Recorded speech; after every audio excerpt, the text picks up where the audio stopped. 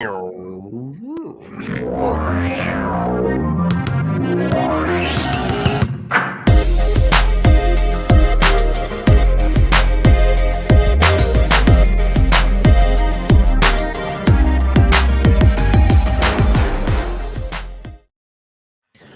up, everybody, and welcome to the Box Score, the Box Out Boys instant recap of the game of the night. In this case, the NBA Finals, Game 3, big win for the Nuggets. Came out on top in a quite interesting battle early. Got a little bit away from the Miami Heat late, but a fun game nonetheless. Historic night for Jokic and Murray with the first teammates ever in NBA history, apparently, to have 30-point triple doubles. Absolutely ridiculous. Let's get into it and break it down. Chris, your thoughts on Game 3, Miami's performance, the Nuggets' performance. What'd you see, man? It was all Nuggies. All right from the start. It looked like Miami was gonna kind of get in control of this game. First 6 minutes felt like really good for Miami. Jamal Murray just on a tear, getting 3 attempts in the first 3 minutes, just as many as he had in the first 3 quarters of Game 2. So it's fun to see him coming out, just flying around, doing Jamal Murray kind of things. Him and Jokic were basically the offense. Yeah. Save for a little moment from Christian Brown there in the third and into the fourth, botting up Jimmy at one point. But I think one guy that kind of gets lost in all this is Aaron Gordon. Even though he finished with an 11 and 10 with 5 assists, guy was playing just big. He was really botting up Duncan Robinson, acting like Larry Bird. Don't put a white man on me. A moment there in the paint, drawing fouls when he could, and just kind of doing the dirty down in the paint. So really just a great overall performance from those four. KCP and MPJ, the two guys who like to say as letters, did not show up again tonight. Both went 0 for 5 combined from 3. But overall, other than that, 30-point triple doubles, tough to beat that. So yeah, that's a tough one. Good job, Denver. Good job, Denver. Yes, we go from 2 name players to 3 name players becoming just letters. So, Joey, how are you feeling about your Heat now? I mean, I think before the game, you were feeling like they were going to get this one. I was feeling like Miami was going to get this one as they came out early. They looked really sharp, but then, like Chris was saying, then the Nuggets kind of, imposed their will a little bit there. But how did you feel about Miami's performance and the adjustments the Nuggets made after the Game 2 loss? Yeah, I'm kind of questioning some coaching decisions here from Miami. They kind of had a repeat of what happened in Game 1, where they started off the game, decent, and then they kind of got into a shooting slump, and they were missing easy shots. Bam was taking good shots, right? I think we could all agree most of the jumpers he was taking were decent looks for him. But kind of like in Game 1, they just weren't falling, and you didn't have the Max Strus, you didn't have the Gabe Vincent game, you didn't have Caleb Martin. You were missing those guys going off like they did in Game 2. And to me, the fact that Duncan Robinson only got 14 minutes in this game just kind of blows my mind. Like, I know you're sacrificing defense when you put him in the game, but when your other guys aren't making shots and you're down like they were, I felt like we should have seen a run from Duncan Robinson much faster or a little bit sooner than kind of garbage time. And really, like, they're kind of live or die on those guys, right? Bam had another good game. Jimmy had a great game, I think, overall. He missed some easy shots, but he made a lot of good plays. He was bringing double teams, finding the open guys, and they just were not knocking down these shots. And that's exactly what happened in Game 1. And you had almost the exact kind of result. It was a low-scoring game overall, right? Defense was played pretty well, but Miami just wasn't making the shots that they needed to make. The fact that they only lost by 15 and you had those 2 30-point triple-doubles, like, I feel like they should have had a better chance in this game. They had looks. It just was not good. I mean, they shot, 37% from the floor versus Denver's 51%. And that's not going to get it done, especially when your 2 best guys are literally the only guys on the team who are contributing anything to them. So I would like to see a little bit of mix up in the lineup coming out at halftime. Gabe Vincent had 3 fouls, just didn't look like he was the same Gabe Vincent from game 2. But, when you're going to try and ride it and it doesn't work out and you don't make an adjustment, that's what's going to happen to you. You're going to let guys go for 30 and 10 and 30 and 20 like it's nothing. I mean, the performance from Jokic and Murray that's ridiculous. I don't think you can. I mean, I don't think the Nuggets can rely on 30-point triple doubles every night from those guys. I mean, obviously Jokic has proved to be a triple double machine, but like to ask your 2 players to kind of carry you like that is crazy. Like you said, Butler had a good night, 28 points. Bam, again, solid. Maybe could have been better with some of those missed jumpers, but he also had 22. But it did feel like kind of like the stars kind of came out tonight, where it was really Bam and Butler versus Jokic and Murray, and Jokic and Murray got the better of them tonight. I mean, Chris kind of pointed out that their role players for the Nuggets weren't really playing all that well. Joey, you just pointed out role players for Miami weren't playing all that well. Gabe Vincent got in foul trouble pretty quickly and just wasn't the same, kind of got taken out of it. Really, yeah, like what you were saying, no explanation for the Duncan Robinson kind of missing minutes there, only playing 14. Nuggets might have found something there in Christian Braun coming off the bench and kind of having a good stretch. That third quarter, he was looking like Austin Reeves out there. That's what I said in the group chat. Dude missed 1 shot. Yeah, it's just, I mean, unreal. That ugly ass 3. Take. Yeah. I mean, sometimes you got to kind of have to like those rookies just coming out with just no fear because they don't know any better. It's just he's just in the finals playing Jimmy Butler, like Chris said, just bodying him up. Joey, we'll go back to you here. Did you see anything from the Heat that kind of gives you an idea that this, I mean, something I said to Chris before you hopped on was it's kind of crazy how quickly the narrative changes. So obviously Heat steals game 2 in Denver. People are now talking about, hey, this is a series. We're going into Miami. I think the feeling was Miami could get game 3, go up 2-1. What does that look like if they go up 2-1? But then now Denver, wins game 3. Huge performances from Jokic and Murray. And now it's starting to feel like, all right, maybe this is really the series we were thinking it was going to be. 5 games here. Could that be the case? Did you see anything from Miami in particular, or is it just like, hey, make your shots? Yeah, I don't know if I saw anything from them. Like, I feel like they've played 3 identical games between game 1, 2, and 3. Like they don't seem to have done anything different except game 2. They were making their shots. If Christian Braun, Christian Braun, if he doesn't have that game, this is a different story. It's a super close game. And if Miami has any one of their role guys, score more than 10 points, they had a couple of 9-point games. It's bad to say. Any more than 7 points was their leading role player. I guess Caleb Martin had 10, but this is a different game. So I don't know if they need to do much different. It seems like Michael Porter Jr. is completely a non-factor. He looks slow. Yeah, he looks slow. It's the 3rd game in a row of him being completely, useless. And they've left him open and said, you want to take a shot, go for it. So they need to make these shots. And Denver's defense is not smothering, right? They're not an intensive, in-your-face defensive type team. They're we're going to play sound defense and we're going to let our big guy get a rebound. And we're just going to bank on having better offense than you are. And for 2 games, that's been exactly the case. And, I don't know if Miami has an answer if Denver plays like this, for 2 more games. They got lucky in game 2, not lucky, but they made their shots in game 2. They got a good stroke of luck too, that they made their shots, and Jamal Murray did not have a great scoring game. But if they're going to go out and score 30 apiece again, and they're going to shoot 30-something% from the field, it's going to be over real fast. But at the same time, you have to expect that Spoelstra is going to look at all this and be like, listen, like something has to change faster.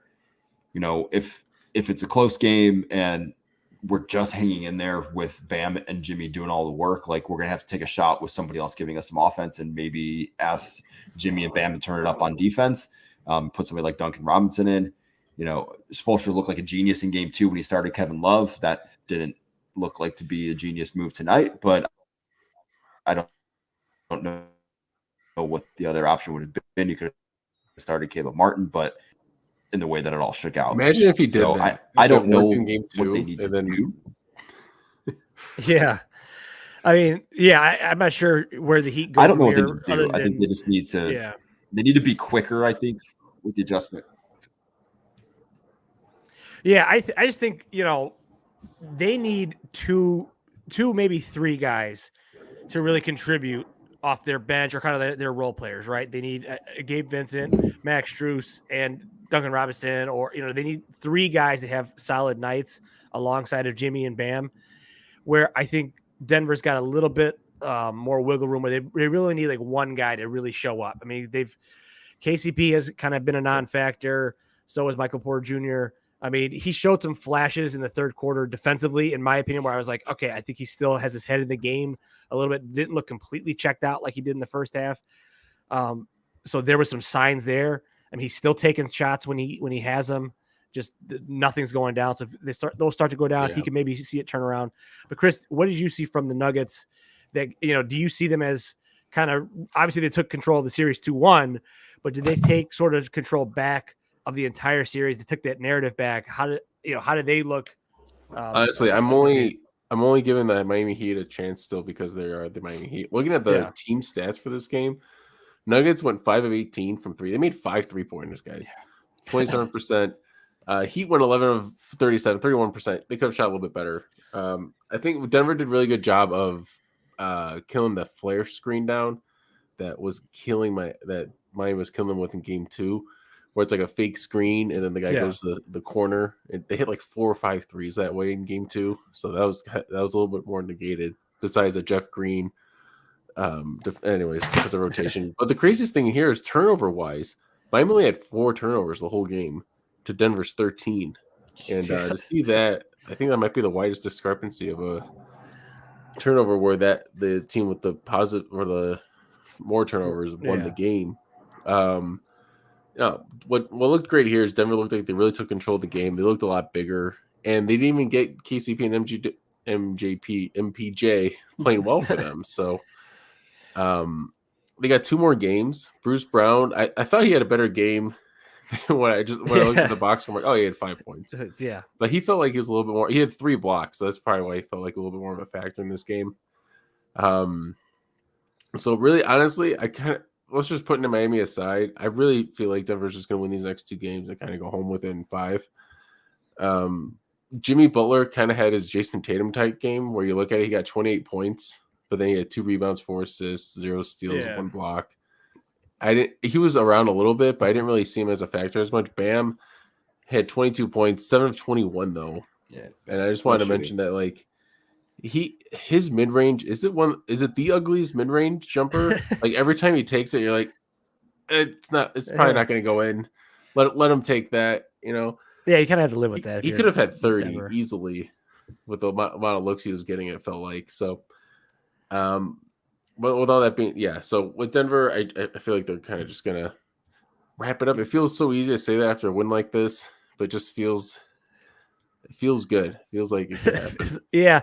I was kind of, you know, as the game got started in my head, I'm thinking, all right, you know, obviously we're thinking about the show afterward, and I'm going, all right, if the Nuggets or if Miami wins this game, I don't think it's over.